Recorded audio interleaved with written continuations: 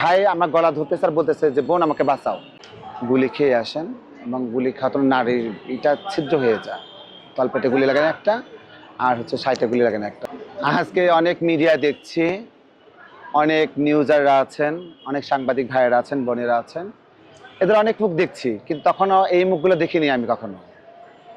কারণ আমরা শাহবাগ থানার হিজড়া যখন ছিলাম ঢাকা মেডিকেলে, বাংলাদেশে বলবো না, অল বিশ্বে কেউ ছিল না, এরকম নজিরবিহীন হয়নি যে হিজড়ারা এসে স্বেচ্ছাসেবক কাজে লেগেছে কোনো একটা হসপিটালে।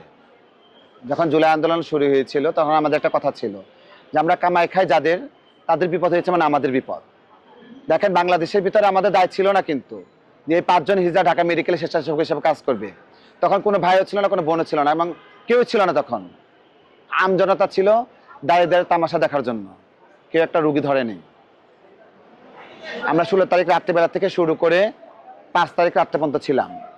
সবচেয়ে কষ্টের বিষয় যে একটা ছেলে আমাদের সাথে কাজ করেছিল সে 5 তারিখে আবার চাংখারপুলে যে মারা যায়। এর সমান কষ্টের আর কোনোই থাকে না।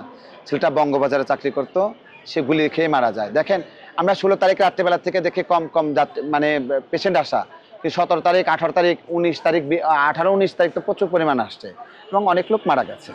এরকম জুলাই যদি সামনে আরো আসে সেক্ষেত্রে আমরা প্রস্তুত আছি। কারণ হচ্ছে যে যখন দাঁড়িয়েছিলাম তখন কিন্তু সেখানে ব্লাড লেগেছিল, এবং ব্লাডের ব্যবস্থা কি করবে? আমার গুরুমা 70 বছর একটা হিজড়া, আপনারা দেখেছেন হয়তো বা অনেক জায়গায় ওনার ফুটেজ আছে যে একটা মুক্তা হিজড়া, উনি একটা প্ল্যাটফর্ম নিয়ে দাঁড়িয়ে বলতেছে এক ব্যাগ রক্ত দাও মানুষ বাঁচাও, এক ব্যাগ রক্ত দাও মানুষ বাঁচাও। উনি বলতে পেরেছেন, দেখেন আপনারা পারেননি, আপনারা তখন গণমাধ্যম আসতে পারেননি, গণমাধ্যম হাত পা বাঁধা ছিল, এখন তো হাত পা বাঁধা নেই, তারপর আপনারা সুস্থভাবে সুন্দরভাবে কোনো কিছু উপস্থাপন করতে পারেন না। তখন আমরা 2 দিনের ব্যবস্থা করেছিলাম 730 ব্যাগ ব্লাড এবং নগদ ক্যাশ টাকা উঠিয়েছিলাম 3 লক্ষ টাকা। যারা ব্লাড দিয়েছে তাদের ওই টাকা দিয়ে কিছু খাবার ব্যবস্থা করেছিলাম আমরা, এবং বাকি টাকা যারা যারা আনপরিচিত একটা রোগ, কোথা থেকে আসছে কেউ বলতে পারছে না, তার মেডিসিন কেনার দায়িত্ব নিয়েছিলাম আমরা। এই যে করাটা নিজ তাগিদে করেছিলাম, আমরা কোনো দলের হয়ে তখন আসিনি, যাবও না।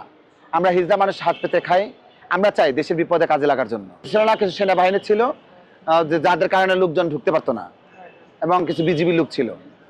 আমি বলবো না কোনো ছাত্রলীগ ছিল, কোনো ইয়ে ছিল, জামাতে লোক ছিল বা বিএনপি লোক ছিল বা ছাত্রদের লোক, কেউ ছিল না। হ্যাঁ, 2টা ভাই ছিল, একটু বড় বড় লম্বা করে চুল, আমি জানি না ওনারা কি করে, কে কোন পলিটিক্স করে। ওনারা হাঁটতেছিল আর বলতেছিল তোমরা যার যার বাড়িতে ফোন লাগিয়ে দাও, বলে দাও দেশে গৃহযুদ্ধ শুরু হয়েছে।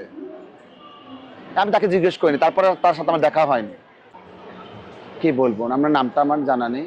উনি গুলি খেয়ে আসেন এবং গুলি খাওয়ার নারীর এটা ছিদ্র হয়ে যায়, তলপেটে গুলি লাগানো একটা আর হচ্ছে সাইটে গুলি লাগানো একটা। তো ওই ভাই আমাকে বলছিল যখন আমি অ্যাম্বুলেন্স থেকে নামাই, আপনারা হয়তো বা দেখেছেন বা জেনেছেন, আমি অনেক গণমাধ্যমে আমার বলেছি বা আমি যেটা করেছি সেটাই বলেছি। যখন আমি একটা মানুষকে ট্রেসার থেকে নামাচ্ছি সবসময় আমাকে মাথার সাইডে দিত ধরার জন্য। তো এই ভাইটাকে যখন নামাচ্ছিলাম, ভাই আমাকে বললো বোন বাঁচাও। তখন আমি মনে বলছিলাম যে ভাই আপনি তো অনেক হেলদি মানুষ, আমি ট্রেচারটা উঁচা করতে পারছি না, আপনি যেমন দয়া করে গলাটা ধরেন, আমি নামাতে পারবো। তো ভাই আমার গলা ধরতেছে আর বলতেছে যে বোন আমাকে বাঁচাও। আমি পারিনি ওনাকে বাঁচাতে। ওনাকে ভিতরে নেওয়া যাওয়ার 2 ঘন্টা পর উনি মারা যায়। সবচেয়ে কষ্টের বিষয় এটা, এটা আমাকে নাড়া দেয়। আমার এখনো মনে হয় যে বাঁচার তাগিদে মানুষ কি না করে, যে শরীরের শেষ রক্ত যখন বেরিয়ে যায় মানুষ তখন বাসায় চিন্তা ভাবনা করে, কিন্তু হয়ে ওঠেনি আর।